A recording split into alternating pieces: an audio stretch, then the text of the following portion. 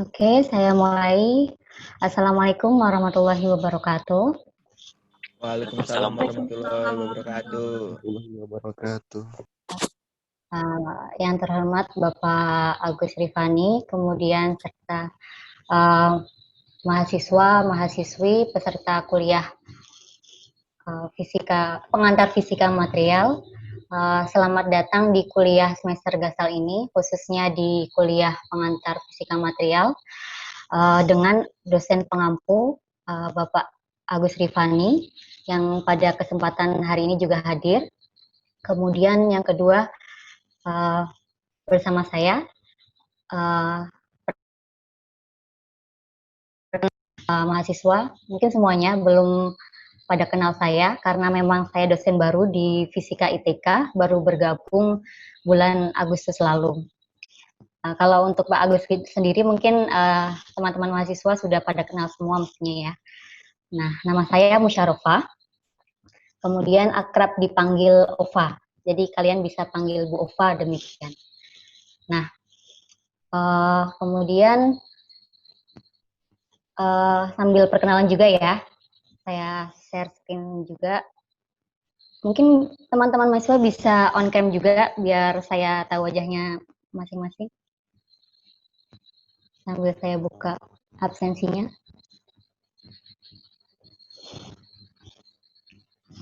Saya izin share screen ya. Oke.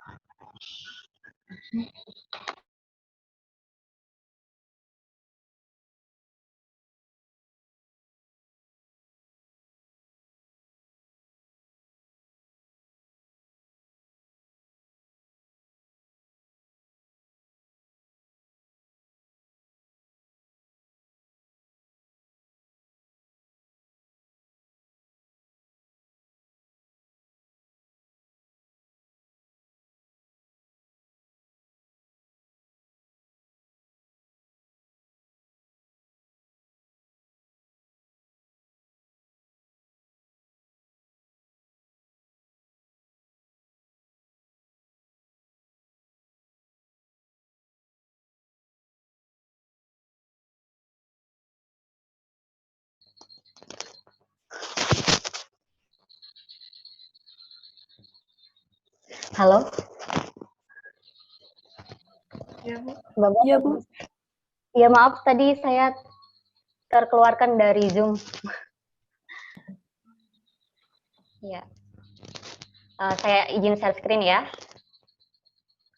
Untuk coba kenalan dengan kalian juga, saya absen satu persatu biar sambil kenalan juga.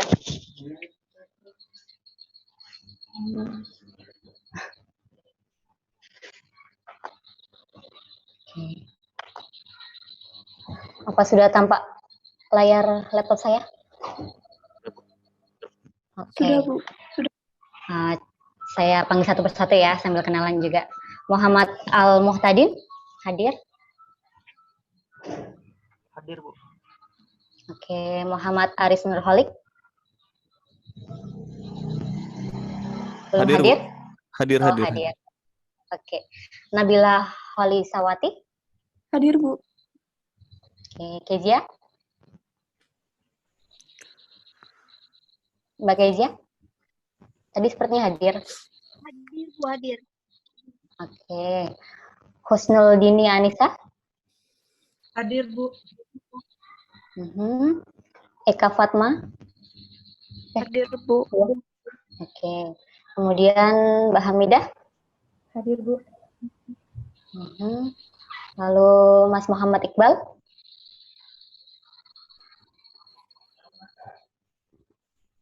Mas Iqbal belum hadir? Oke, lanjut. Julia Deputra? Belum hadir juga. Nur Laila Ramadhani Hidayah? Hadir, Bu.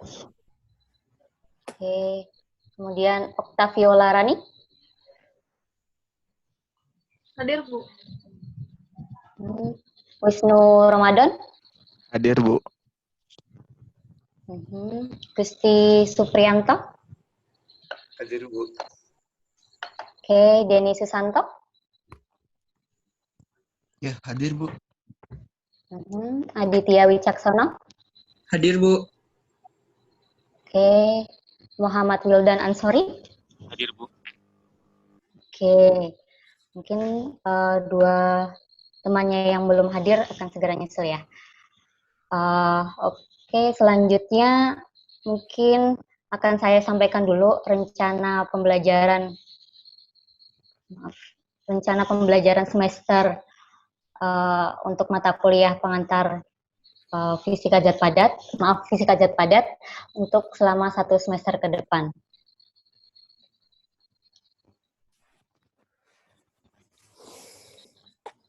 Nah,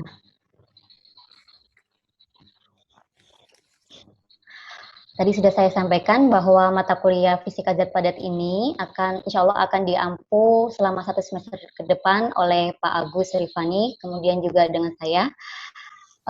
Apakah tampak slide Word saya di layar kalian? Nampak ya? Iya, Bu.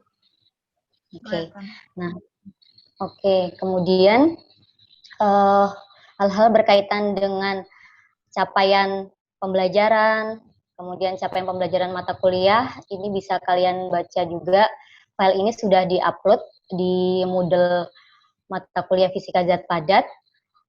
Nah, khusus untuk capaian pembelajaran mata kuliah ini, diharapkan mahasiswa itu mampu menerapkan model kuantum, kemudian simetri kristal untuk menjelaskan sifat-sifat dari suatu bahan, baik itu sifat elektronik, sifat termal, kemudian aplikasinya, sehingga memahami secara komprehensif dari zat padat itu sendiri. Nah, kemudian deskripsi singkat dari mata kuliah ini itu apa? Mata kuliah ini berkaitan dengan studi tentang bahan khususnya yang berwujud padat. Kemudian kenapa? Karena sebagian besar teknologi saat ini itu merupakan hasil penelitian serta penerapan ilmu tentang bahan tersebut. Contohnya saja, teknologi penerbangan, kemudian teknologi digital, kemudian teknologi pembangkitan tenaga listrik, itu semuanya berdasarkan dari hasil-hasil penelitian serta penerapan ilmu khususnya fisika zat padat. Nah, kemudian oleh karena itu mahasiswa diajarkan untuk merumuskan model, kemudian melakukan analisa dari model-model tersebut sehingga dapat memprediksi serta menjelaskan sifat-sifat dari bahan. Sehingga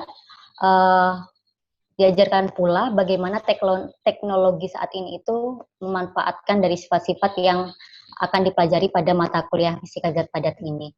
Nah, kemudian apa saja yang akan dikaji? Di sini tercantum dalam rencana pembelajaran semester, ada 12 bahan kajian yang akan kita pelajari selama 1 semester ke depan. Nah, di sini ada berkaitan dengan kapasitas panas, dengan beberapa model, yaitu modelnya Boltzmann, Einstein, kemudian Debye. Selanjutnya, model elektron dalam logam pun ada beberapa teori, diantaranya teori Drude dan Sommerfeld. Nah, selanjutnya dilanjutkan berkaitan dengan elastisitas, lambatan suara, serta ekspansi termal bahan. Nah, selanjutnya berkaitan dengan vibrasi atom atau getaran rantai atom, dilanjutkan juga tentang pita energi bahan. Di sini menggunakan model tight binding. Nah, selain itu kita juga belajar tentang simetri struktur kristal, baik itu kristal nyata dan juga kisi resiproknya.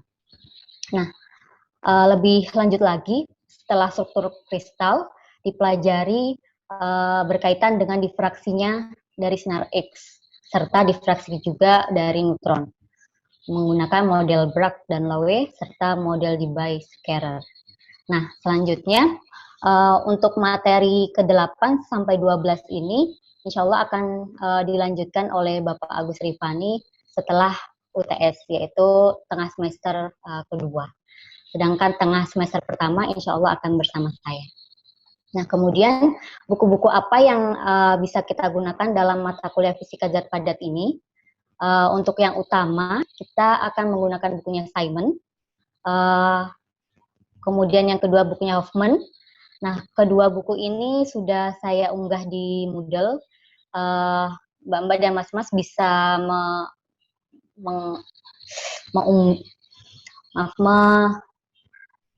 mendownload dua buku ini, kemudian bisa dibaca-baca serta dipelajari untuk belajar fisika zat padat ini. Nah, kemudian buku-buku yang lain bisa digunakan, bisa dari bukunya Kittel ataupun buku Solid State Physics dari Arcroft. Nah, kemudian tentunya di sini ada beberapa mata kuliah prasyarat yang tentunya pastinya sudah kalian ambil dan sudah lulus mestinya, yaitu fisika modern serta pengantar fisika kuantum dan pengantar elektrodinamika.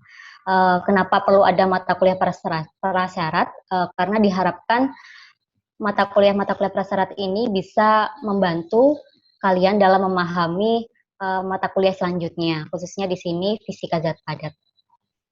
Nah, kemudian peta konsep dari mata kuliah ini yaitu seperti yang nampak dalam slide, di mana di sini tiap bahan kajian itu akan saling berkaitan, serta akan membantu dalam memahami bahan kajian yang lainnya. Contohnya di sini, di mana bahan kajian vibrasi atom, di situ akan dipelajari tentang getaran rantai atom atau vibrasi atom satu dimensi, kemudian berkaitan dengan fonon juga. Di situ akan membantu kalian dalam memahami bahan kajian selanjutnya, di antaranya kapasitas panas, kemudian rambatan suara, serta ekspansi termal bahan. Begitupun juga bahan kajian yang lainnya akan saling berkaitan, sehingga pada akhirnya diharapkan kalian bisa memahami aplikasi dari bahan-bahan khususnya zat padat ini. Misalkan sebagai isolator, kemudian semikonduktor, ataupun kemagnetan bahan-bahan lainnya. Begitu. Nah, kemudian bagaimana pembagian bahan kajian tadi diterapkan dalam pertemuan tiap minggunya. Di sini untuk pekan pertama sampai ke-7, itu insya Allah akan bersama saya. Dengan bahan kajian yang sudah saya sampaikan tadi, nomor 1 sampai nomor 7. Kemudian dilanjutkan UTS. Selanjutnya bahan kajian nomor 9 sampai terakhir itu akan bersama Bapak Agus Rifan. Nah, di dalam perkuliahan ini akan bisa diisi dengan pertemuan tatap muka atau sinkronus melalui Zoom ataupun yang lainnya seperti Big Blue Button atau yang lainnya. Kemudian ada juga tugas, kuis, UTS serta UAS. Nah, kemudian komposisi penilaiannya bagaimana? Di sini ada di bagian bawah komposisi nilai evaluasi. Jadi tugas itu komposisinya 15%, kuis 25%, UTS dan UAS masing-masing 30%. Jadi diharapkan kalian aktif di semuanya, baik itu tugas, kuis, UTS, ataupun UAS. Jadi jangan sampai ada ketinggalan mengerjakan tugas, atau tidak hadir kuis, atau malah tidak hadir UTS atau UAS. Karena di sini fisika zat padat merupakan mata kuliah wajib yang tentunya mestinya harus lulus. Gitu. Sampai sini dulu untuk rencana pembelajaran selama 1 semester. Mungkin ada yang ditanyakan dari mbak-mbak dan mahasiswa, mbak-mbak dan mas-mas mahasiswa? Tidak ada ya?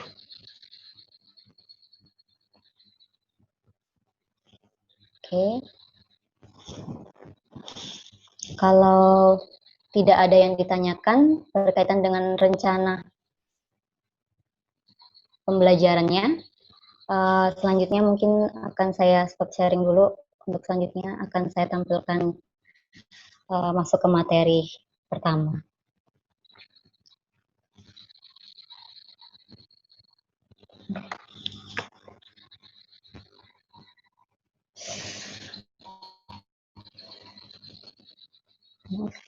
Laptopnya agak lemot.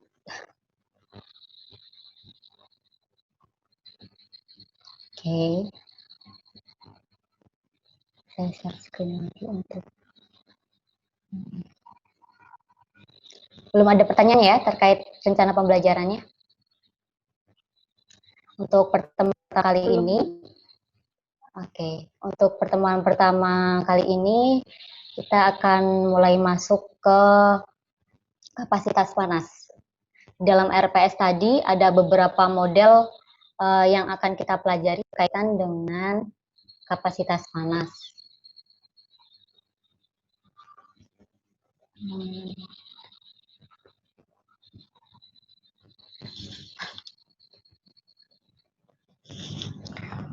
Tunggu sebentar ya.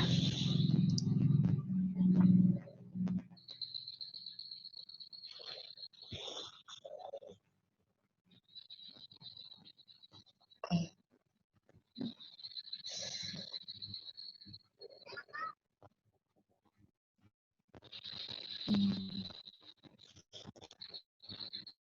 Nampak PowerPoint-nya? Kelihatan, Bu.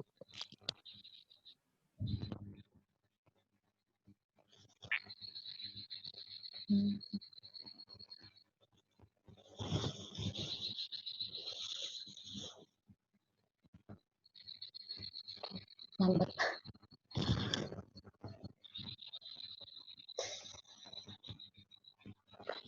Oke, sudah slideshow. Oh.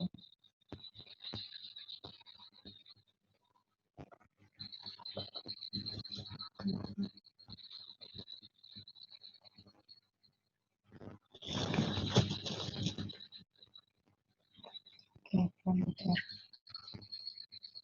Aduh, mohon maaf ya.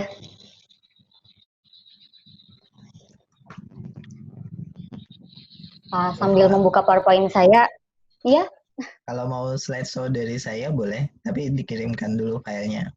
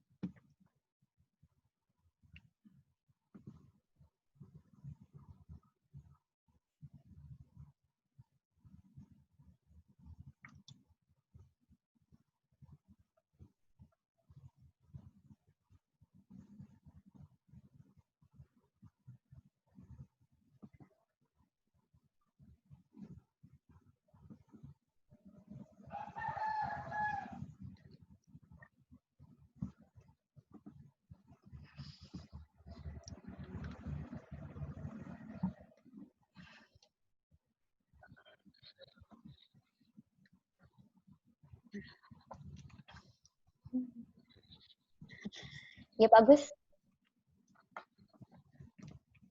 Kalau mau slideshow dari saya boleh, tapi kirimkan aja dulu filenya. Saya coba sekali lagi ya Pak. Oke. Mohon maaf.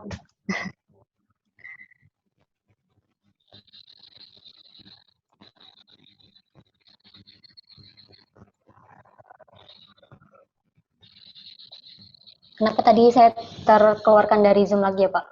Apa mungkin karena jaringan atau? Jaringan mungkin ya paling.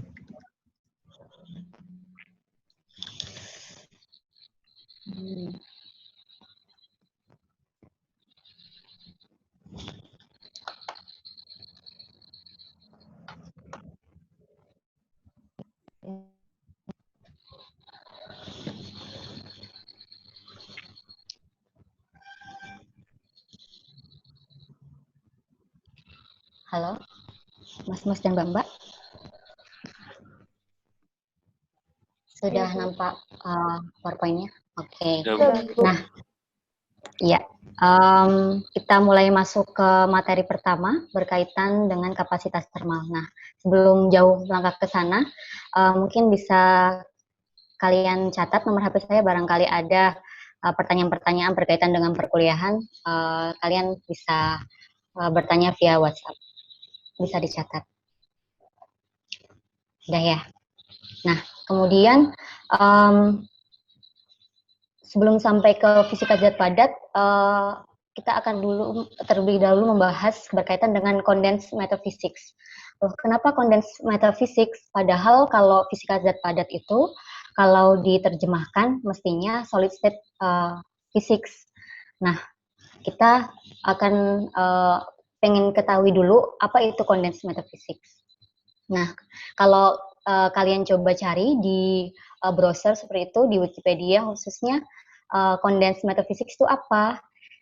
Yaitu suatu bagian dari fisika yang mempelajari berkaitan dengan karakteristik fisis dari suatu material, baik itu makroskopik ataupun mikroskopik. Nah, condensed matter physics ini dia khususnya lagi akan mempelajari tentang material yang terkondensasi, condensed matter, atau kita biasanya juga menyebutnya zat mampat seperti itu. Nah, zat mampat itu apa? Yaitu material yang memiliki penyusun-penyusun dalam jumlah yang sangat banyak, kemudian interaksi di antara penyusun-penyusun tersebut itu dia sangat kuat sekali. Jadi makanya disebut material atau zat mampat. Nah, kemudian contoh-contoh familiar dari zat mampat sendiri itu apa? Di antaranya yaitu solid atau zat padat, kemudian liquid atau fluida. Nah, kemudian kedua material ini itu dia memiliki gaya elektromagnetik yang kuat di antara atom-atomnya sehingga makanya disebut sebagai zat mampat. Nah, kemudian condensed matter physics ini dia mempelajari perilaku-perilaku dari zat mampat itu sendiri menggunakan hukum-hukum dari fisika. Nah, secara khususnya lebih khusus lagi yaitu menerapkan hukum-hukum dari mekanika kuantum, kemudian listrik magnet, serta mekanika statistik. Nah, beberapa hal ini seperti mekanika kuantum, kemudian listrik magnet, serta mekanika statistik mestinya sudah kalian pelajari di mata kuliah semester-semester sebelumnya. Makanya pengetahuan tentang itu sangat penting untuk selanjutnya kita belajar tentang fisika zat mampat ataupun fisika zat padat. Nah, kemudian penggunaan condensed matter sendiri itu akhirnya menjadi lebih umum dibandingkan kita hanya belajar tentang zat padat seperti itu. Dan istilah dari condensed matter ini itu dipromosikan oleh peraih Nobel Philip W. Anderson. Nah, kemudian kenapa kita perlu mempelajari fisika zat mampat? Nah, di sini ada beberapa alasan kenapa menariknya kita perlu belajar fisika zat mampat. Nah, untuk yang pertama, karena zat mampat itu adalah bagian di sekitar kita. Bahkan kita sendiri itu pun bagian dari zat mampat. Nah, contohnya seperti logam, kemudian kaca atau gelas, serta karet. Nah, di sini tentunya kadang muncul pertanyaan di benak kita, kenapa kaca atau gelas itu sifatnya transparan? Kemudian kenapa karet itu lentur? Lalu kenapa logam itu kadang bersifat shiny atau mengkilap? Nah, itu pertanyaan-pertanyaan seperti mestinya kadang kita menganggap pertanyaan seperti itu sepele, tapi ternyata itu ada kajiannya atau bisa kita kaji, kita pelajari menggunakan fisika zat mampat. Karena memang benda-benda ini adalah bagian dari dunia di sekitar kita, bagian dari dunia kita sendiri. Nah, selanjutnya mengapa kita perlu mempelajari fisika zat mampat? Karena memang berguna. Ketika kita mempelajari suatu ilmu, khususnya di sini adalah ilmu bahan, diharapkan kita akan menemukan suatu material yang baru, entah itu dari prosesnya yang baru ataupun karakteristiknya ditemukan sifat yang lebih unggul. Nah, di sini contoh dari hasil dari mempelajari fisika zat mampat sendiri itu bisa kita amati dari tahun ke tahun, contohnya di sini adalah perkembangan bahan dari semikonduktor. Contohnya di sini dari tahun 1961 sampai 2000, di mana ada perkembangan. Di sini material yang digunakan itu berbeda-beda di setiap perkembangannya. Ada menggunakan gallium AS, kemudian sampai silikon carbide, kemudian pada 2020 di sini trending menggunakan diamond sebagai bahan semikonduktor. Nah, kemudian apa akibatnya atau apa selanjutnya jika material-material yang sudah kita temukan ini tentunya akan berdampak pada aplikasi apa yang bisa kita manfaatkan, apa yang bisa kita gunakan. Contohnya tentunya HP atau cellphone yang ada pada tahun 1980 sampai dibandingkan dengan 2020 saat ini tentunya berbeda, baik itu dari kualitasnya maupun fitur-fiturnya sendiri. Nah, disinilah makanya penting kenapa kita perlu mempelajari fisika zat manfaat. Nah, kemudian karena fisika zat manfaat itu sangat mendalam. Kenapa sangat mendalam? Dia bisa sebagai kajian yang dasar atau mendasar untuk perkembangan ilmu-ilmu selanjutnya. Contohnya di sini suatu ide tentang teori topological quantum field itu di sini ditemukan di laboratorium oleh fisikawan yang mempelajari tentang fisika zat manfaat. Sebenarnya masih banyak contoh yang lainnya, di mana di sini banyak sekali fisikawan-fisikawan dari fisika zat manfaat ini yang akhirnya menemukan ide-ide dari sesuatu yang lebih advance. Mungkin itu berbasis kuantum seperti itu. Nah, kemudian alasan yang keempat, kenapa kita perlu mempelajari fisika zat manfaat? Karena reduksionisme itu tidak cukup. Apa sih reduksionisme itu? What is it made of? Artinya kadang kita bertanya-tanya, kita itu terbentuk dari apa sih? Atau bahan tertentu itu tersusun dari apa sih? Nah, tentu jawabannya sudah banyak kita pelajari di ilmu-ilmu yang lain. Kita tahu bahwa suatu material atau suatu bahan itu tersusun dari atom. Nah, ini sudah dipelajari dari beberapa abad sebelumnya. Kemudian atom sendiri terdiri dari apa? Dari inti dan elektron, dan selanjutnya sampai akhirnya ditemukan quarks. Nah, kemudian apakah berhenti sampai situ saja? Tentu ini tidak cukup. Apakah hanya kita mempelajari kita itu tersusun dari apa, atau material ini tersusun dari apa? Terus akan lebih lanjut lagi, kita akan bertanya, mengapa? Contohnya, misalkan atom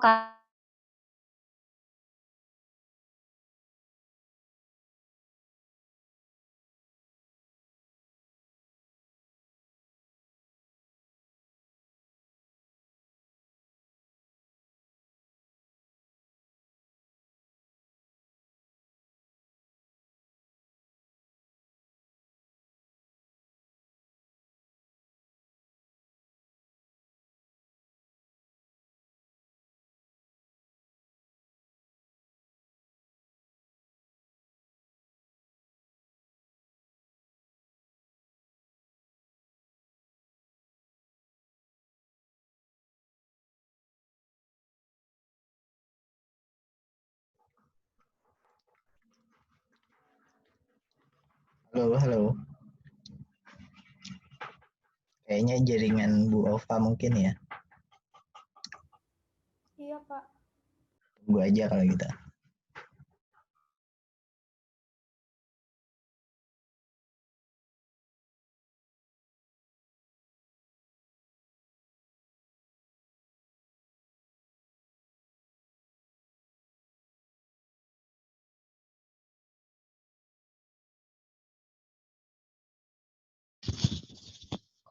Halo?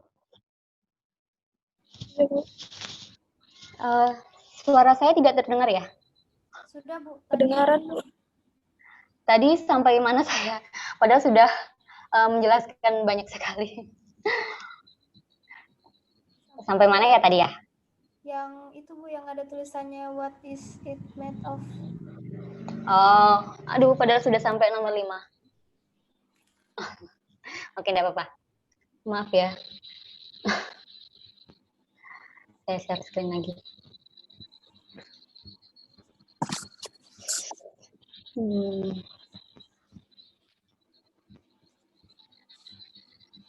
Nah, tadi sampai ini ya, nomor 4 ya. Oke. Iya Bu. Tadi sudah sampai nomor 4, kenapa kita perlu mempelajari fisika zat manfaat?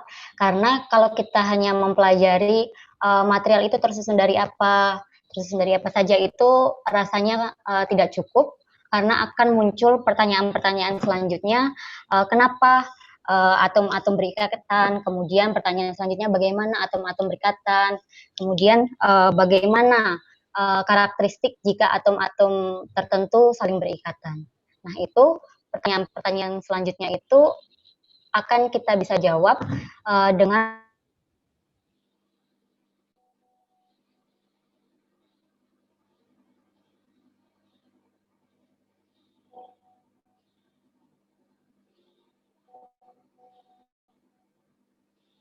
Jaringan ibunya hilang-hilang.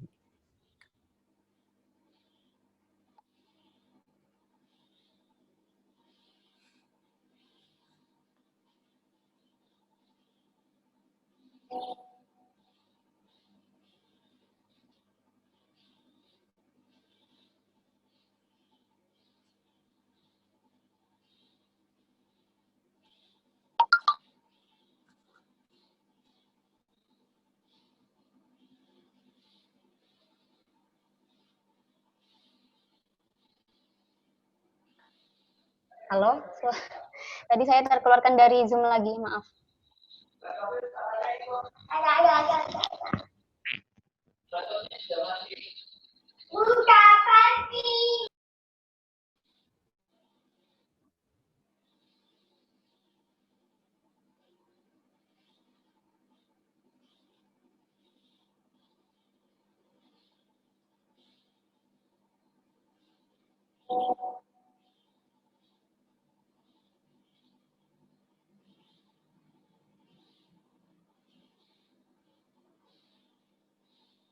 Halo, terdengar suara saya? Dengar Ibu. Maaf sekali. Oke, tadi sudah saya jelaskan yang kenapa alasan kita mempelajari fisika zat manfaat, alasan yang keempat, kemudian kita bergerak ke alasan selanjutnya. Kenapa kita perlu mempelajari fisika zat manfaat?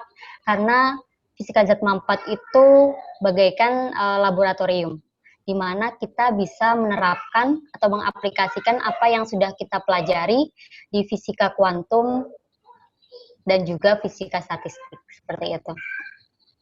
Nah, kemudian selanjutnya, karena tadi kita sudah mengetahui fisika zat manfaat, kenapa harus fisika zat padat? Nah, di sini fisika zat manfaat itu terlalu besar. Jadi kita akan fokus saja pada salah satu subfield-nya dari fisika zat manfaat, yaitu fisika zat padat. Nah, kalian akan bisa mempelajari fisika zat manfaat jika kalian mengambil kuliah S2. Nah, di situ kalian insya Allah akan dapat kuliah fisika zat manfaat. Nah, untuk sementara saat ini kalian hanya mempelajari fisika zat padat saja. Kemudian kenapa? Karena zat padat sendiri itu sendiri bagian terbesar saat kita mempelajari fisika zat manfaat. Lalu hampir semua material yang kita temukan itu di aplikasi industri dalam wujud zat padat. Nah, lalu kenapa zat padat? Karena fisika zat padat itu menyediakan paradigma atau konsep yang berkaitan dengan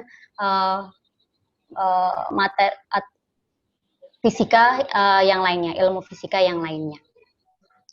Nah, Sampai sini dulu ada pertanyaan berkaitan dengan pendahuluan kenapa kita penting untuk mempelajari fisika zat padat. Ada yang ditanyakan?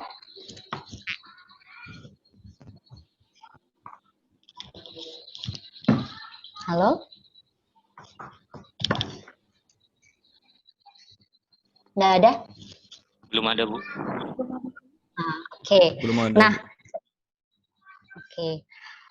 Seperti yang sudah saya sampaikan di awal tadi, di rencana pembelajaran semester,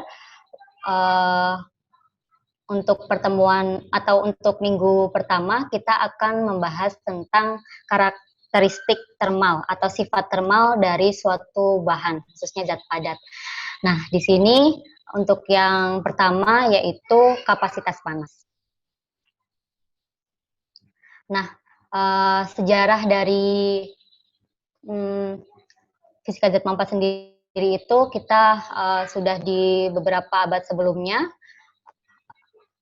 khususnya terkait untuk kapasitas panas dari gas ideal untuk yang monoatomik, itu pastinya sudah kalian pelajari di fisika statistik. Fisika statistik ini pastinya sudah kalian ambil di semester 5 ya, kalau dari kurikulum. Nah, di situ kalian sudah mempelajari tentang kapasitas panas dari gas ideal yang monoatomik. Di situ CV sama dengan 3/2 kB per atom, di mana K ini adalah konstanta Boltzmann. Nah, itu untuk gas. Lalu bagaimana dengan kapasitas panas dari zat padat?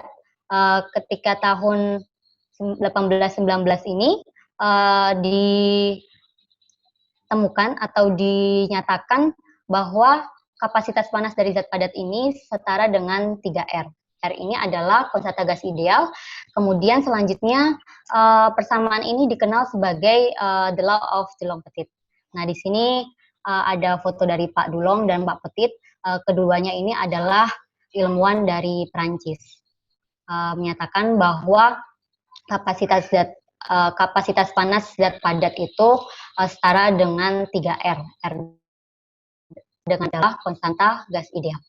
Kemudian bagaimana jika dibandingkan dengan hasil eksperimen? Tentunya kan kalau kita belajar suatu ilmu, di situ akan ada dua kubu atau dua bagian, di mana ada perhitungan secara teori, kemudian dibandingkan dengan hasil eksperimen.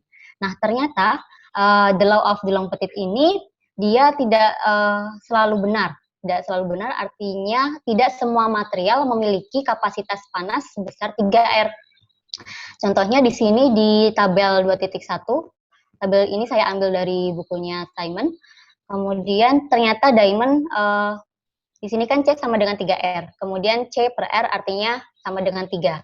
Nah, untuk material-material seperti aluminium, kemudian copper, gold, serta silver itu angkanya sekitar atau kurang lebih mendekati angka 3. Nah, kemudian ada material-material di mana tidak memenuhi dari the law of Dulong Petit ini.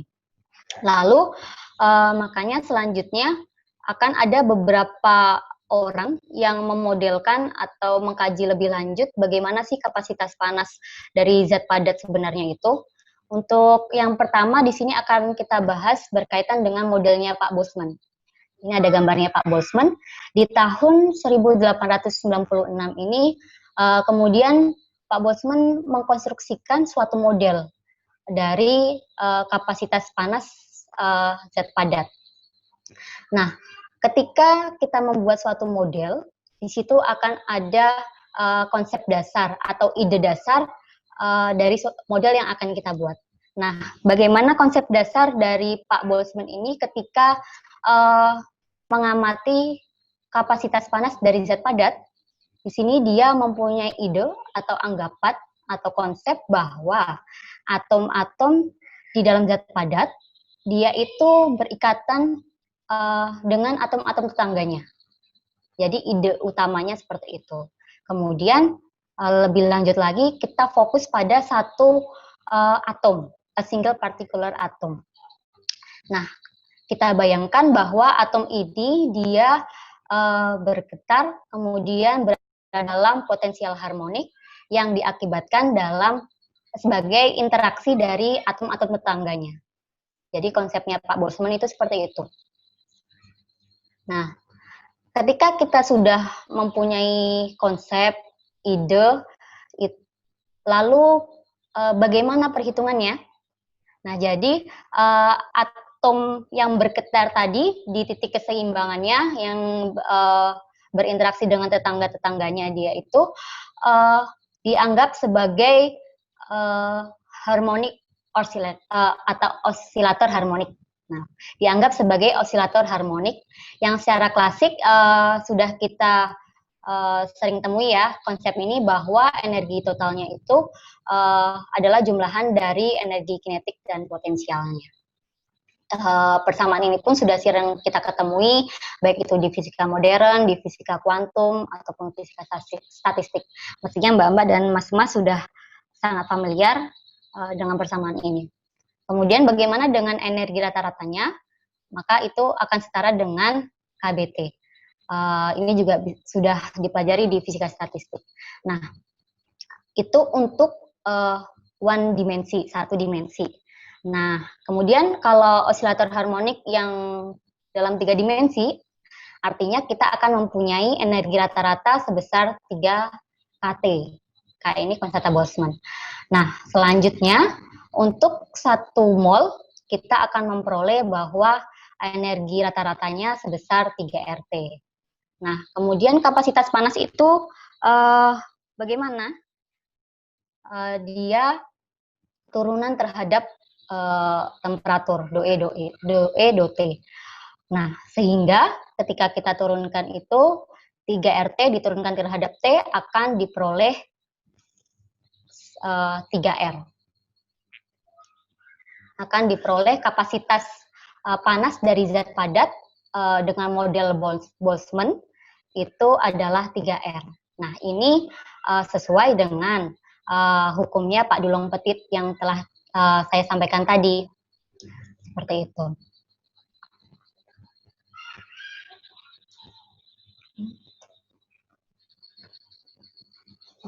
Next. Nah, kemudian oke. Tapi kan tadi masih ini ya, masih kita temui bahwa hasilnya Pak Dulong Petit itu tidak sepenuhnya benar untuk semua material. Ataupun nanti ternyata kita akan temui bahwa beberapa tahun kemudian, yaitu di tahun 1907 ini, Pak Einstein dia mulai wonder atau mulai ragu kenapa hukumnya Pak Dulong Petit ini tidak berlaku di temperatur yang rendah. Nah, seperti bisa kita lihat di dalam gambar, di situ dibandingkan dengan hasil eksperimen bahwa nilainya kapasitas panas dari Pak Dulong Petit jika dinyatakan dalam grafik itu dia hanya sesuai di temperatur tinggi. Sedangkan ketika di temperatur rendah itu tidak sesuai dengan hasil eksperimen. Nah, Pak Einstein ini kemudian bertanya kenapa gitu. Nah, harusnya ketika sesuai dengan hasil eksperimen itu mestinya kapasitas panas dari benda atau zat padat di temperatur rendah itu harusnya setara dengan atau sebanding dengan pangkat 3 dari temperatur. Nah, bagaimana idenya Pak Einstein kemudian? Dia menyadari bahwa perlu adanya konsep mekanika kuantum ketika mempelajari tadi kapasitas panas dari zat padat. Nah, itu ternyata sangat penting.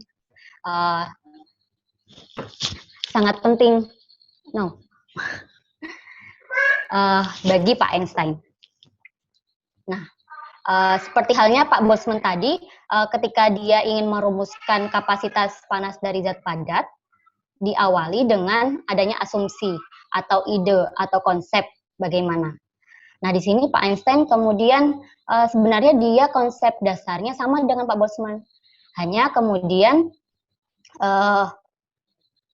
ada tambahan bahwa setiap atom itu dia berada dalam potensial harmonik, kemudian bergetar dengan frekuensi omega yang selanjutnya kemudian kita kenal sebagai frekuensinya Einstein. Begitu.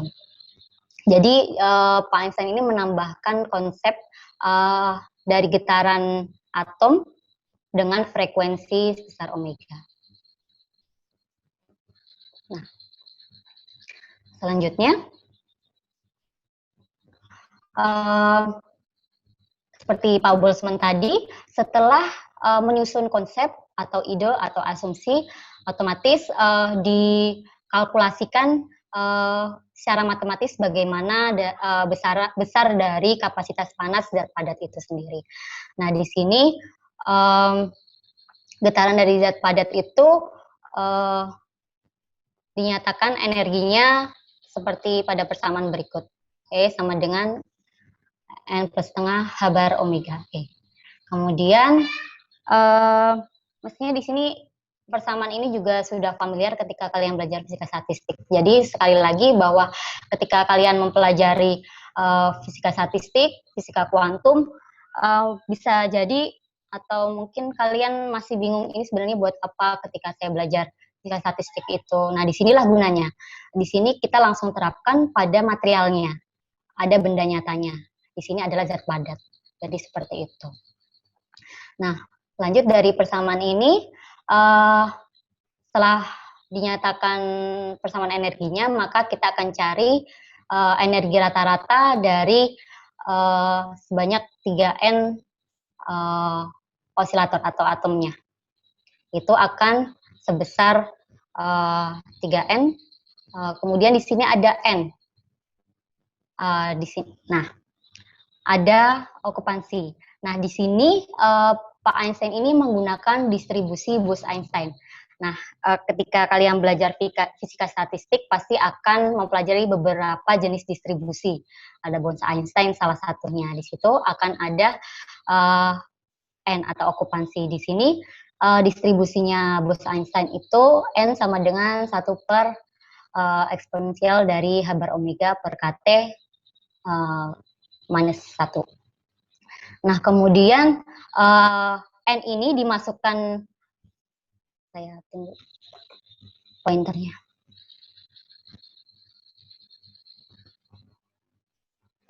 Suara saya masih jelas kan ya? Halo?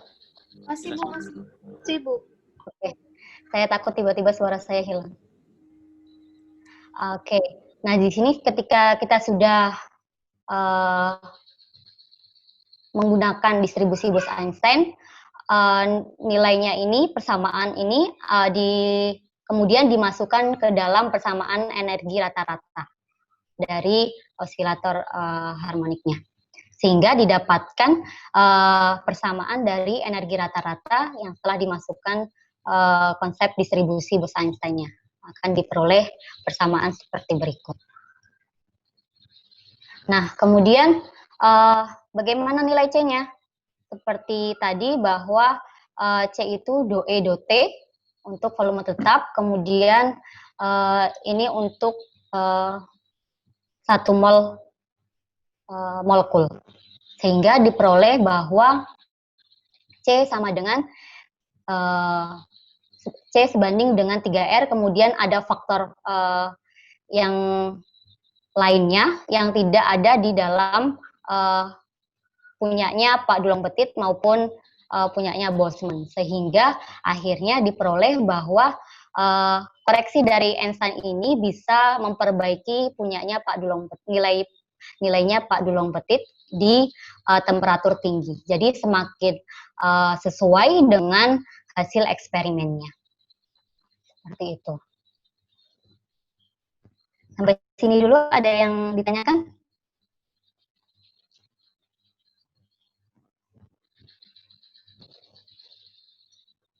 Halo? Halo Mbak-mbak dan Mas-mas. Izin bertanya, Bu. Ya, apa terlalu cepat ya saya? Enggak ya? Ini, Bu. Gimana, saya Mas? ingin bertanya tentang dulu ini, Bu. ingin bertanya yang Dulong Petit. Jadi dia kenapa temperaturnya panas itu di lingkungan suhunya tinggi, karena yang dari rumusnya itu Bu ya, yang dari kapasitas panasnya yang Cp sama dengan dou E per dou T, sehingga yang kapasitas panasnya itu hanya berlaku di temperatur tinggi Bu. Apakah seperti itu Bu? Jadi mana ya Pak Dulong Petit.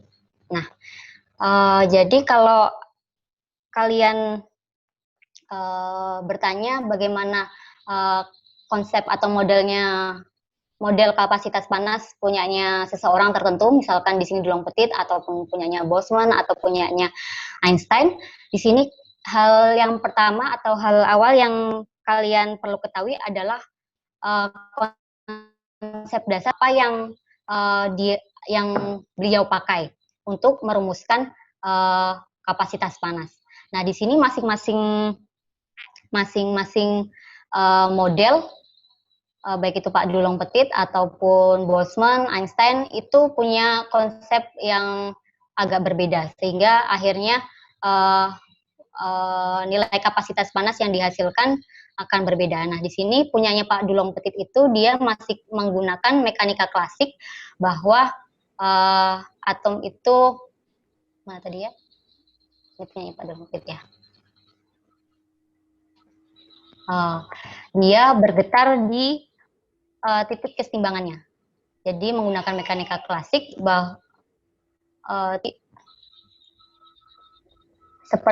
bisa kita adaptasi dari kapasitas panasnya gas ideal di sini. Kemudian ketika diterapkan di padat, dia akan bernilai 3R. Nah, kemudian akhirnya kenapa selanjutnya banyak ilmuwan atau model-model yang lain yang muncul, karena ternyata hukumnya Pak Dulong Petit ini tidak sesuai dengan hasil eksperimen untuk material-material tertentu. Nah, di sini ada contoh punyanya diamond, dia tidak sesuai kapasitas panasnya, tidak seperti apa yang dirumuskan oleh Pak Dulong Petit.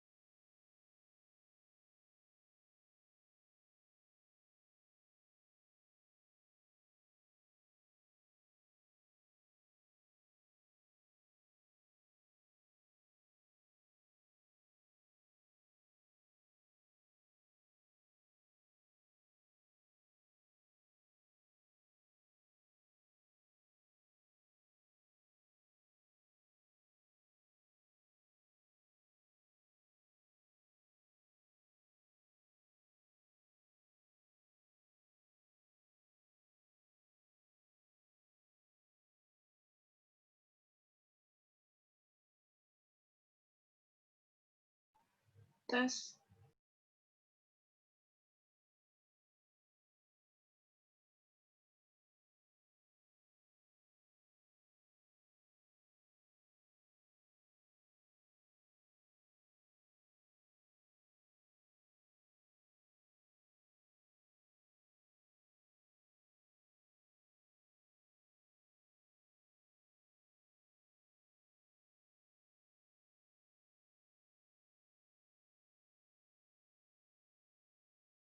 Aduh. Halo, maaf. Suara saya hilang lagi ya? Iya, Bu. Iya, Bu. Sampai mana tadi? Sepertinya. Sampai mana tadi ya? Yang tanya tadi masih apa ya? Bu, tadi masih yang klasik Bu, partikelnya. Apa sudah terjawab pertanyaannya? Karena tadi tidak tahu terputusnya suara saya sampai mana. Berarti Bu, untuk yang Dulong Petit ini, dia karena pergerakan partikelnya itu masih menggunakan mekanika klasik Bu ya. Sedangkan yang di Einstein, dia partikelnya sudah bergerak memenuhi yang mekanika kuantum berarti Bu ya. Sehingga temperatur pada suhu rendah itu sesuai Bu. Apakah seperti itu Bu? Iya, yang punyanya Pak Dulong Petit ataupun Pak Boltzmann itu dia, saya share screen lagi ya. Dia tidak sesuai dia hanya sesuai di temperatur tinggi.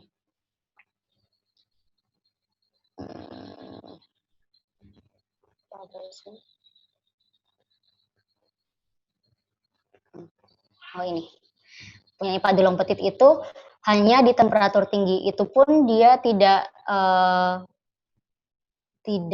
secara tepat sekali sesuai dengan hasil eksperimen. Kemudian Pak Einstein itu memasukkan konsep mekanika kuantum ke dalam kajian kapasitas panas, melengkapi konsepnya dari Pak Boltzmann. Begitu. Terjawab Mas pertanyaannya? Iya, Bu. Ada yang ditanyakan lagi dulu?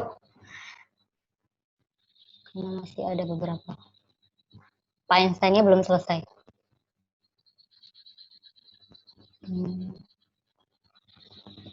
Ada yang ditanyakan lagi dulu? Yang lainnya?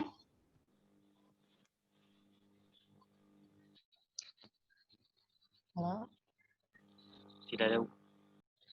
Tidak ada ya? Oke. Mungkin sambil tanya-tanya, kalian sudah lulus ini kan ya? Mata kuliah fisika statistik? Baru ngambil. Belum, Bu. Baru ngambil, Bu. Oh, ambil, Bu. Oh. Baru ambil. Oke. Kalau fisika kuantum? Sudah, Bu.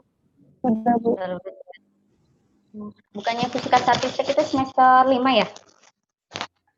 Itu untuk kurikulum baru, Bu. Baru tahun ini.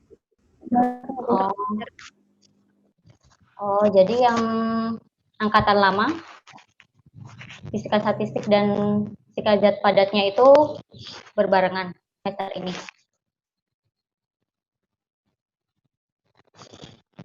Iya, Bu. Oh, oke. Nggak apa-apa, sambil belajar pelan-pelan. Jadi sampai ini ya.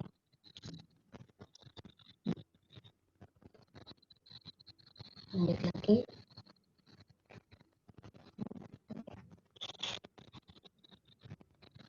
Mungkin Pak Agus mau menambahkan.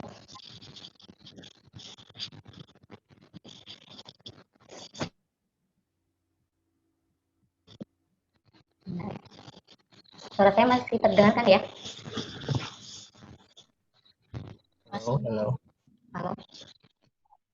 Oke, iya. Bu, sedikit usul. Iya, Pak. Jadi kan nanti banyak nih pertanyaan. Mungkin ada kan pertanyaan saat kuliah gitu. Gimana kalau salah seorang dari mahasiswa ini mencatat pertanyaan itu di web kuliah.itk.ac.id. Jadi aku sudah bikinkan forumnya. Nanti kalian tulis aja pertanyaan di situ dan jawabannya apa gitu. Jadi nanti bisa begitu mungkin kan diskusinya di online. Nah, selain dari pertanyaan saat kuliah, bisa juga pertanyaan saat belajar di rumah sendiri gitu. Terus tiba-tiba bingung, ya sudah tuliskan aja di forum itu pertanyaannya apa. Ya, ide yang bagus dari Pak Agus. Mungkin kan ketika pertemuan seperti ini belum terpikirkan atau belum terlintas pertanyaan gitu ya. Kemudian setelah Mbak dan Mas-Mas belajar sendiri di rumah, baca-baca buku dari Simon atau temannya, mungkin akan muncul pertanyaan di situ sudah disediakan di Pak, di moodle-nya, khususnya di Fisika Zat Padat, untuk forum untuk diskusinya, bisa kalian tulis pertanyaannya di situ. Begitu ya Pak Agus ya?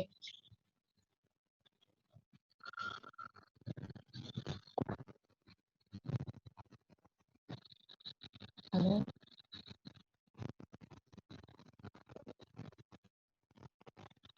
Oke, selanjutnya kita lanjutkan modelnya Pak Einstein. Suara saya masih terdengar ya, Mbak dan Mas-Mas? Masih, Bu. Masih, Bu. Takutnya itu kadang tiba-tiba mute begitu suaranya.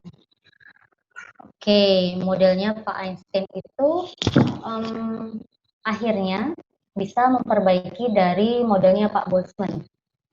Posisinya di sini di temperatur tinggi, dia akan semakin ngefit dengan hasil eksperimen kapasitas panas dari zat padat.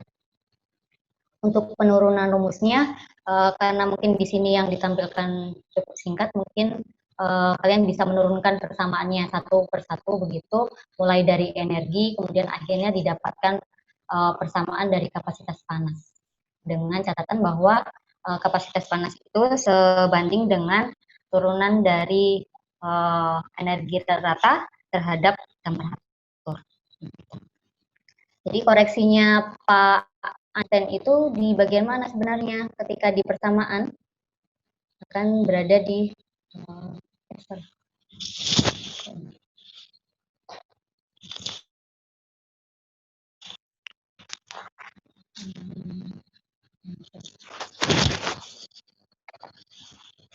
ada di bagian mana sebenarnya? Tadi kan punyanya Pak Boltzmann itu bagaimana persamaan kapasitas panasnya? Mungkin ada yang mau menjawab? C sama dengan? Salah? Mbak, Mas, sambil mengingat lagi dari penjelasan yang telah saya sampaikan. Yang C sama dengan 3 KB per 2 itu, Bu. Kemudian punyanya Pak Boltzmann, C sama dengan punyanya Pak Dulong Petit. 3R, Bu. Iya, C sama dengan 3R. Kemudian berarti koreksi dari punyanya Pak Einstein di persamaan kapasitas panas bagian mana? Ini ada di suku ini. Nah, inilah padahal asumsi dasar dari Pak Einstein itu bukan hanya sih istilahnya cuma memasukkan konsep dari mekanika kuantum ke mekanika klasik sebelumnya. Jadi ternyata itu pun sangat berpengaruh besar dari penemuan persamaan kapasitas panas dari zat padat itu sendiri. Nah, kemudian akhirnya ketika dibandingkan dengan hasil eksperimen itu sangat sesuai, tapi ternyata di sini di temperatur tinggi saja punyanya Pak Einstein ini. Nah, ternyata ketika ada eksperimen selanjutnya tentang kapasitas panas zat padat di temperatur yang lebih rendah lagi, ternyata tidak sesuai punyanya Pak Einstein ini. Di sini kan mestinya di temperatur yang lebih rendah itu kapasitas panas dari zat padat itu sebanding dengan pangkat 3 temperatur. Nah, ternyata punyanya Pak Einstein itu dia tidak sesuai. Yang Einstein itu di sini garis solid ini yang warna hitam solid, dia ke arah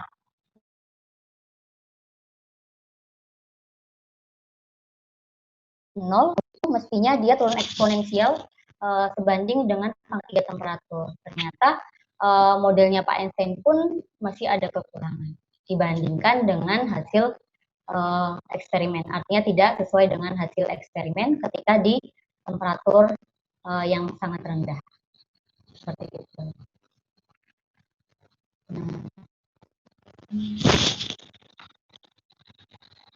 Ini punyanya Pak Einstein ketika temperaturnya sangat rendah.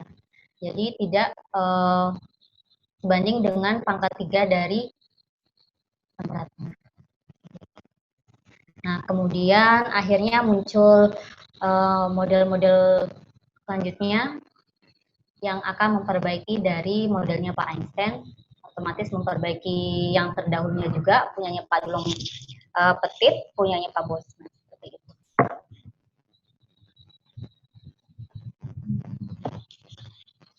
Nah, di sini, tapi ketika suatu model itu pada akhirnya tidak sesuai dengan hasil eksperimen atau tidak sesuai dengan ya tidak sesuai dengan hasil eksperimen, bukan berarti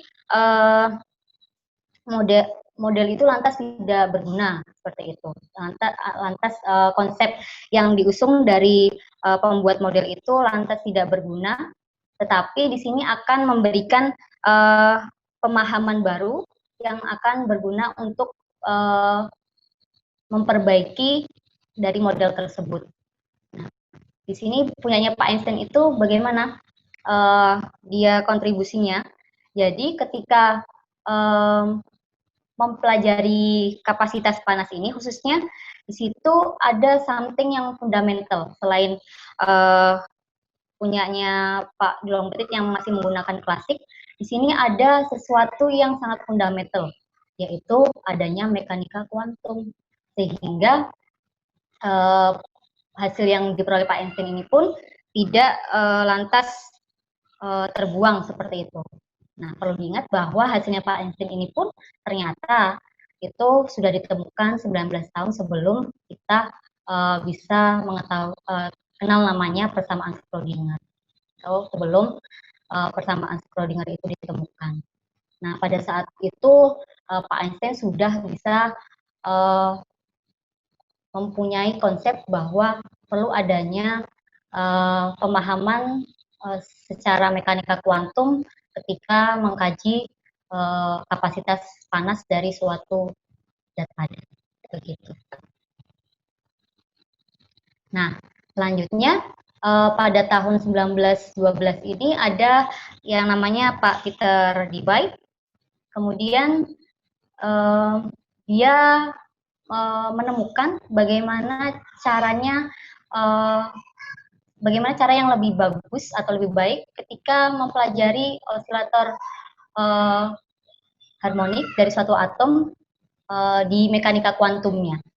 Kemudian akhirnya pun dia bisa menjelaskan bagaimana kebergantungan atau perbandingan dari suatu kapasitas panas terhadap pangkat 3 dari temperatur.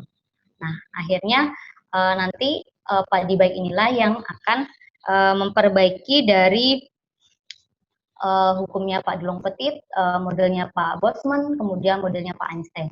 Sehingga ketika kita bandingkan dengan hasil eksperimen, baik itu di temperatur tinggi, kemudian juga di temperatur yang rendah, itu hasil modelnya akan sesuai dengan hasil eksperimen.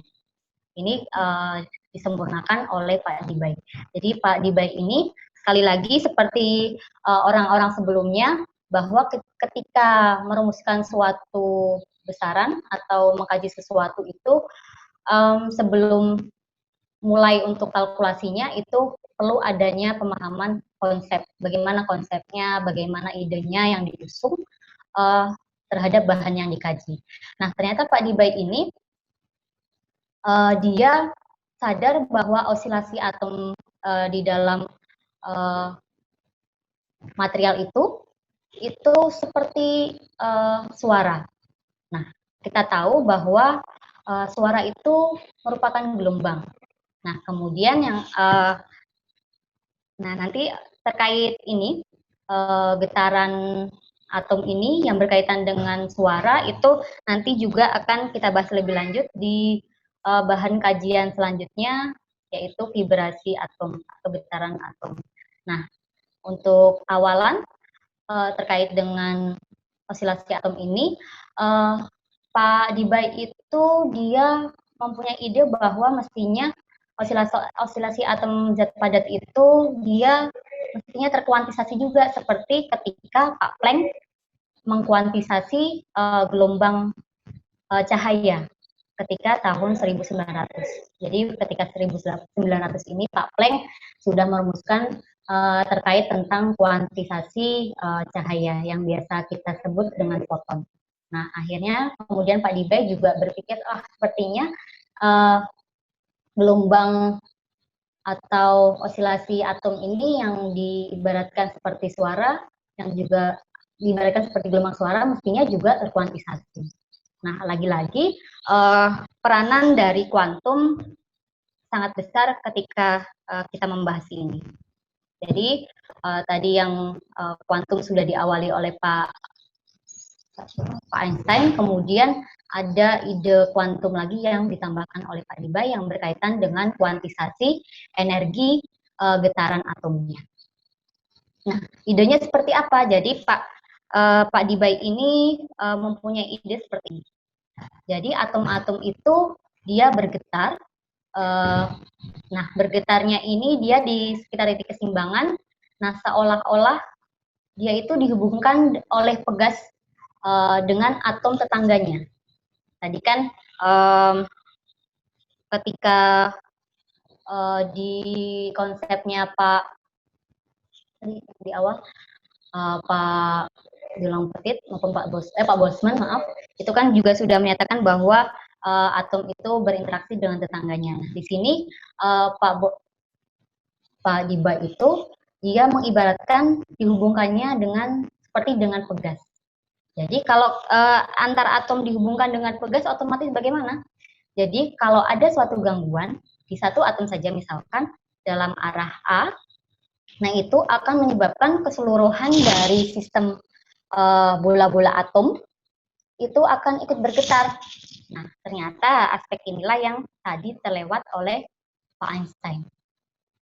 Nah jadi Pak Dibay ini merumuskan kapasitas panas dari suatu zat padat itu dia memandangnya seperti vibrator yang benar-benar bergetar dalam suatu rangkaian.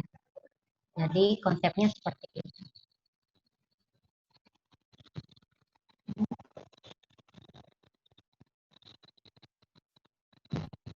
Nah, kemudian lebih lanjut lagi bagaimana terkait dengan konsepnya Pak Dibay ini.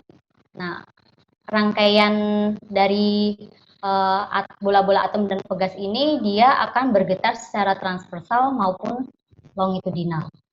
Nah, konsep lainnya yang utama juga di sini Pak Dibay itu menganggap bahwa zat padat itu seperti benda elastik yang kontinu, sehingga energinya pun itu dipandang seperti berada dalam gelombang elastik homogen yang kemudian jika kita analogkan seperti gelombang elektromagnetik, contohnya cahaya itu seperti gelombang elektromagnetik dalam kotak yang memiliki energi kuantum. Nah, kemudian seperti yang sudah saya sebutkan tadi bahwa energinya itu terkuantisasi. Nah, kuantum energi vibrasi dalam zat padat ini yang kemudian disebut fonon. Kalau di gelombang elektromagnetik atau cahaya itu disebutnya foton yang sebelumnya sudah dirumuskan oleh Pak Planck itu di tahun 1900 disebut foton. Nah, kemudian di sini oleh Pak Dibay di sini ada kuantisasi energi vibrasi di dalam atom-atom zat padat. Nah, konsep dasar inilah yang kemudian akan digunakan oleh Pak Dibay untuk merumuskan kapasitas panas dari zat padat. Jadi ingat ya, konsep dasar atau ide dari masing-masing fisikawan tadi. Ada Pak Boltzmann, kemudian Pak Einstein, serta Pak Dibay.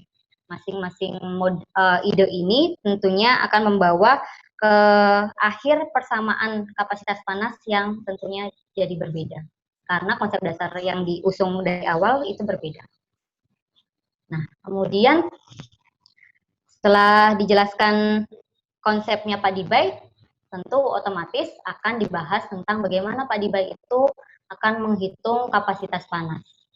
Yang tadi sudah dikasih clue bahwa akhirnya nanti Pak Dibay ini akan memperbaiki punyanya Pak Einstein di temperatur rendah, yang mestinya akan sebanding dengan angka 3 temperatur, nilai kapasitas panasnya. Begitu. Sampai sini dulu, ada yang ditanyakan lagi?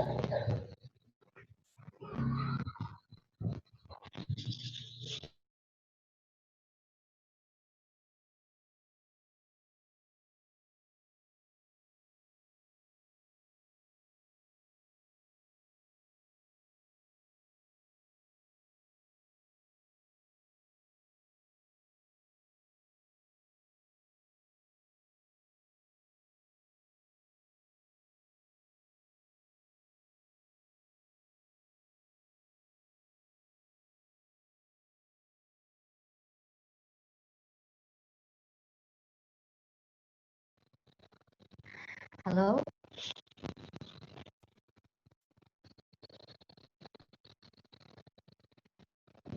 Halo? Mbak-mbak dan mas-mas?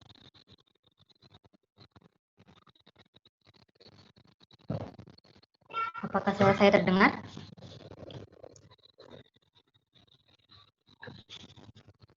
Halo?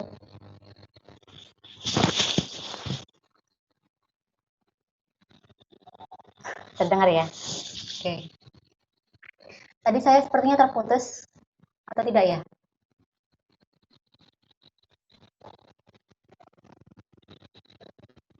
Mbak Keja?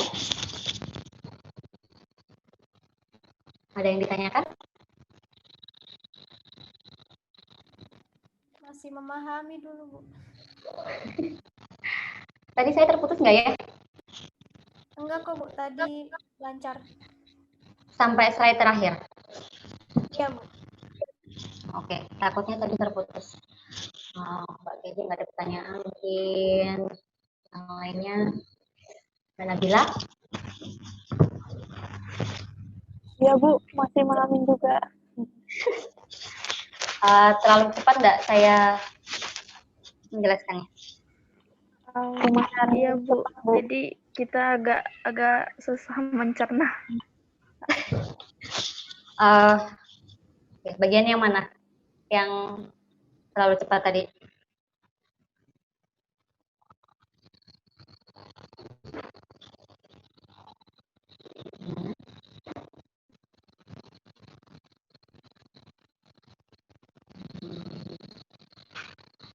Mbak Hamidah? Bu, izin bertanya, Bu. Nah, dengan Mas siapa? Mas, panggilnya siapa ini? Muhammad Al-Muhtadin, Bu. Panggilannya Bu. siapa? Adin, Bu. Oh, oke, Mas Adin. Ini saya ingin bertanya, Bu. Kan tadi kan, Bu, yang di bayi kan, Bu, dia kan bergerak, terus dia melakukan vibrasi. Nah, di dalam suatu material itu kan otomatis partikelnya itu kan nggak cuma satu. Otomatis kalau bergetar kan otomatis juga dia mempengaruhi partikel yang lain. Otomatis karena saking banyaknya partikel itu kan seharusnya material itu kan panas gitu loh, Bu. Tapi kenapa beberapa benda itu misalnya kayak besi itu kan seharusnya di dalamnya itu kan banyak partikel, seharusnya kan panas gitu loh, Bu, karena ada vibrasinya. Tapi kenapa nggak terjadi hal seperti itu, Bu? Nah, kalau sedang ya suaranya. Kalau kita membayangkan secara biasa gitu, kalau atom-atomnya bergetar, kenapa benda-benda di sekitar kita juga kayak nggak bergetar begitu ya? Ibaratnya seperti itu pertanyaannya. Iya, Bu. Mestinya kalau atom-atom penyusunnya bergetar dan semuanya penyusun itu bergetar, mestinya tampak oleh mata kita bergetar. Pertanyaan kasarnya seperti itu. Tapi sekali lagi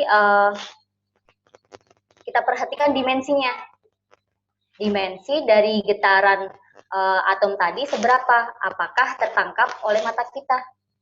Dimensinya kan dalam dimensi Armstrong. Dan mata kita kan tidak menangkap dalam getaran dalam order sekian, dalam order itu. Kan begitu. Jadi ibaratnya juga seperti bumi ini kan juga bergerak ya, berotasi, kemudian juga mengitari matahari. Kok kita juga tidak merasakan? Ibaratnya seperti itu. Karena memang dimensinya juga berbeda. Nah, atom-atom itu bergetarnya dimensinya tentunya tidak bisa tertangkap oleh mata kita.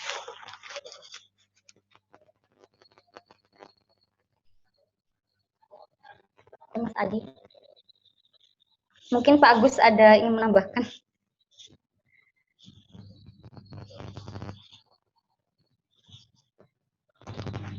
Bu, sementara saya mencatat aja. Saya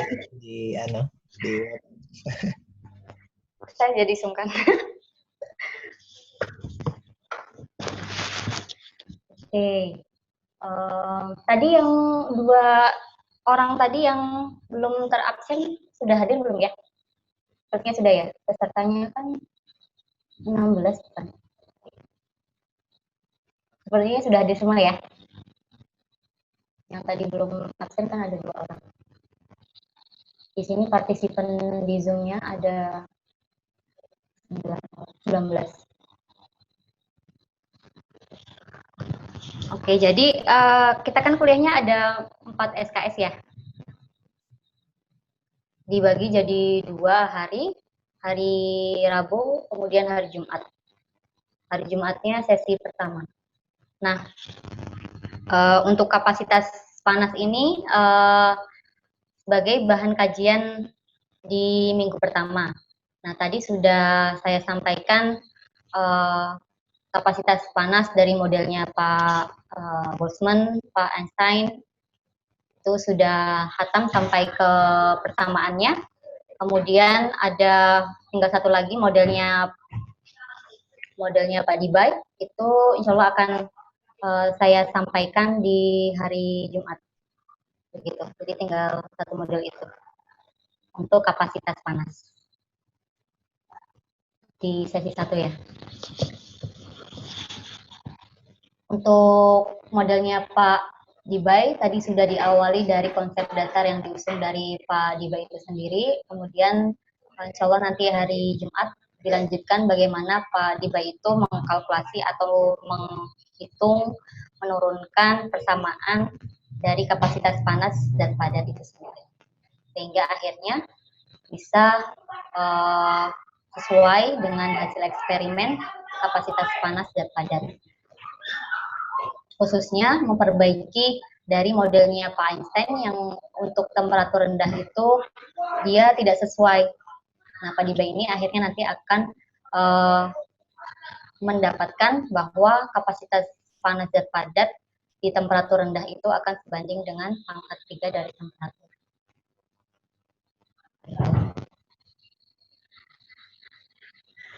Nah, ada yang ditanyakan dulu?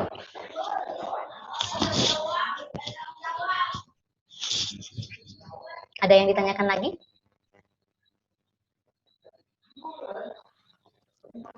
Mohon maaf Bu, sebelumnya saya ingin bertanya Bu. Iya, Mas Wisnu ya? Iya Bu, sebenarnya nyambung sama pertanyaan Mas Adin Bu. Saya cuma menanyakan tentang masalah atom yang bervibrasi tadi Bu. Kira-kira Bu, vibrasinya itu Bu pengaruh nggak Bu kalau sama susunan atomnya Bu? Pada suatu benda Bu, misalnya ada suatu atom yang susunan atomnya tidak teratur gitu Bu. Itu kira-kira vibrasinya tetap sama nggak Bu sama zat padat yang susunan atomnya teratur Bu? Jadi ini pertanyaannya juga sudah sampai ke ini ya, Mas Wisnu, sampai ke struktur atom. Padahal kita di sini masih baru belajar sedikit tentang kapasitas panas, belum ke mikroskopiknya, tapi tidak apa. Di sini khususnya di struktur atom, bagaimana susunan atomnya itu otomatis akan mempengaruhi dari karakteristik termal bahan tersebut. Apakah dia tersusunnya teratur atau tidak. Nah, biasanya kalau misalkan susunan atom-atomnya teratur, kemudian keteraturannya itu dalam jangka yang panjang, itu biasanya kita sebut sebagai struktur kristal. Nah, nanti akan kita bahas juga. Kemudian kalau atom-atom yang susunannya tidak teratur atau keteraturannya dalam jangka yang sangat pendek saja, itu biasanya kita sebut dengan bahan-bahan yang berstruktur amorfus atau amorf begitu. Nah, itu tentunya kapasitas panas ataupun karakteristik yang lainnya itu tentu akan berbeda. Begitu. Apa terjawab pertanyaannya? Baik Bu, terima kasih.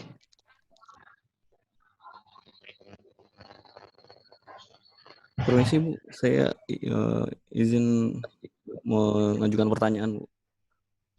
Iya. Begini Bu, saya Mas siapa masih ini panggilannya? ya Pak. Saya Aris Bu. Oh, Mas Aris.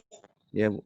Begini Bu, jadi saya sedikit bingung dengan eh, kedekatan antara model Diebes sama Einstein Bu terhadap kapasitas panas ini Bu. Itu yang seperti apa ya Bu ya? Kedekatan terhadap kapasitas panasnya Bu. Dan bedanya kedua modelnya itu Bu.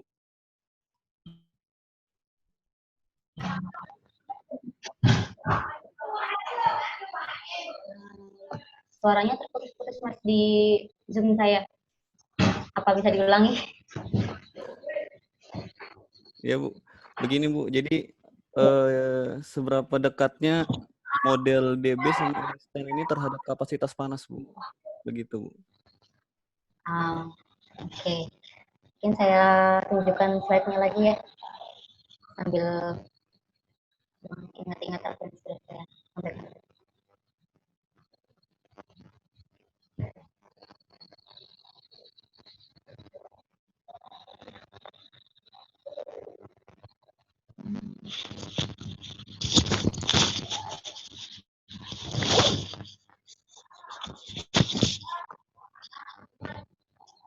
Nampak slide-nya enggak?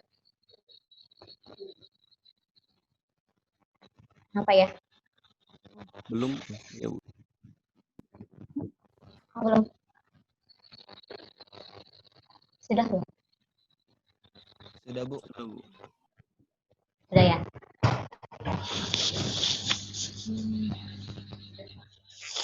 Jadi menjawab pertanyaannya Mas Aris itu,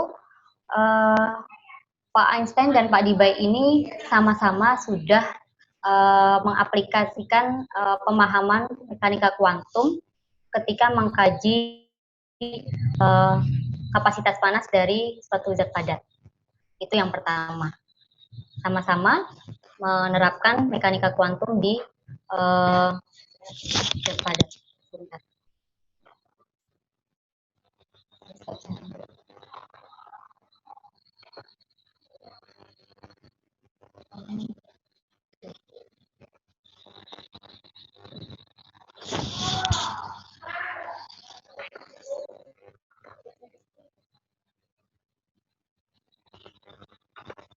Ulang lagi di slide-nya. Nah, kemudian yang berbeda apa? Nah, di sini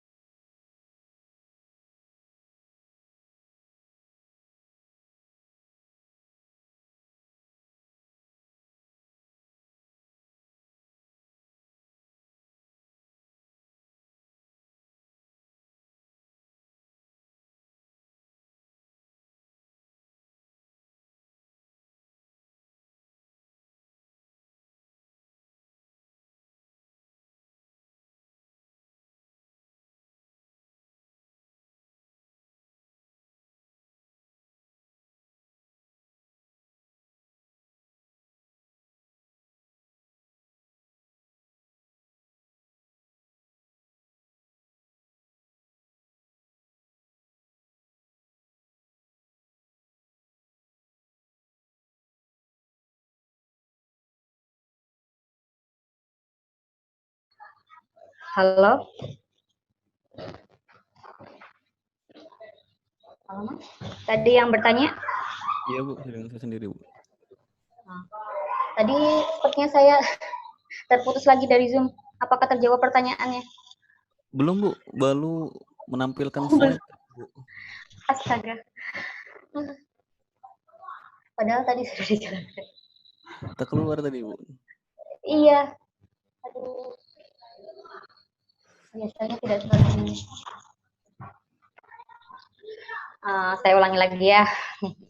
Tadi perbedaan apa yang mendasar dari modelnya Pak Dibay dengan Pak Einstein, kan begitu ya pertanyaannya ya Mas. Nah, Iya Bu. Pak Dibay ini dia memperbaiki modelnya Pak Einstein, begitu. Nah, kalau memperbaiki itu tentunya pemahaman atau konsep dasarnya dulu yang diperbaiki. Nah, tapi dari keduanya Pak Einstein maupun Pak Dibay ini beliau itu sama-sama sudah mengaplikasikan pemahaman mekanika kuantum terhadap kapasitas panas dari zat padat.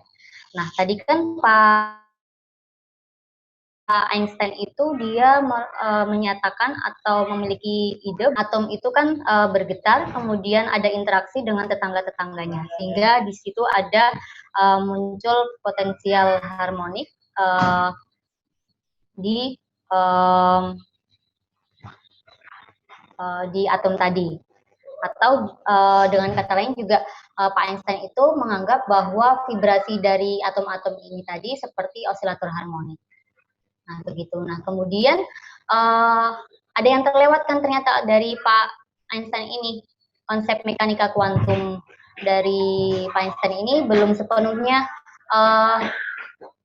tercounter atau dimasukkan ke dalam kajian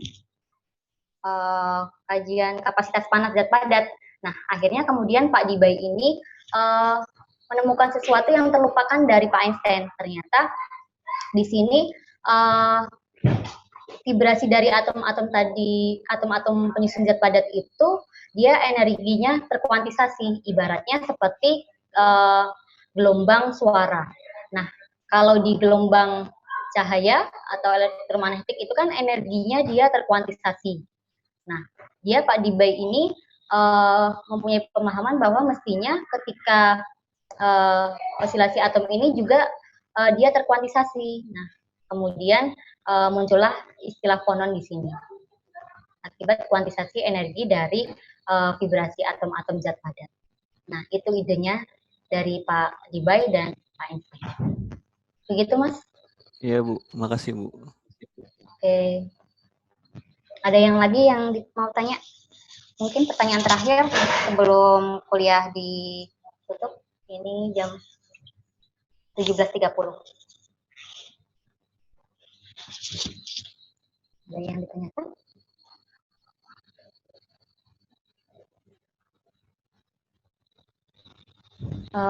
Mungkin ini ya, sebelum nanti dimulai pertemuan selanjutnya hari Jumat itu, mungkin kalian bisa baca-baca bukunya Simon, khususnya di Debye Calculation.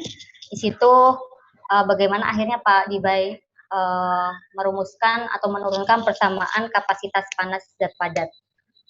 Kalian bisa baca-baca dulu, di situ akan kalian temukan banyak persamaan, jadi ketika kuliah tidak terlalu bingung begitu.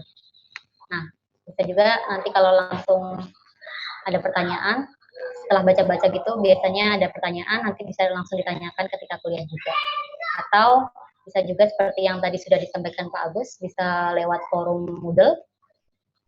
Di situ kita bisa diskusi secara online juga. Ada yang tanyakan?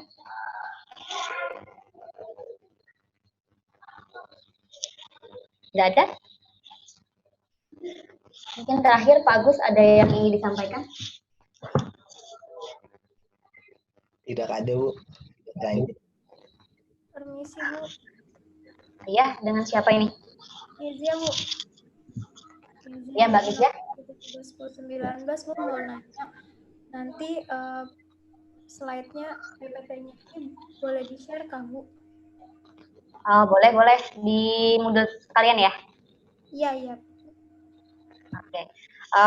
PPT ya, PPT ini tadi juga saya buat diambil materinya dari bukunya Simon. Jadi mestinya ketika baca buku Simon akan selaras dengan PPT yang saya buat. Oke, Mbak Kezia, sudah? Oke. Sudah hingga Pak Agus untuk pertemuan kali ini. Oke, silakan Bu. Oke, terima kasih Pak Agus sudah ikut hadir di kuliah perdana ini. Kemudian terima kasih juga untuk Mbak-mbak dan Mas-mas semuanya. Sampai ketemu di pertemuan kedua di hari Jumat, insya Allah kita akan bahas tentang kalkulasinya model Debye tentang kapasitas panas zat padat, insya Allah. Oke, saya tutup. Wassalamualaikum warahmatullahi wabarakatuh. Waalaikumsalam.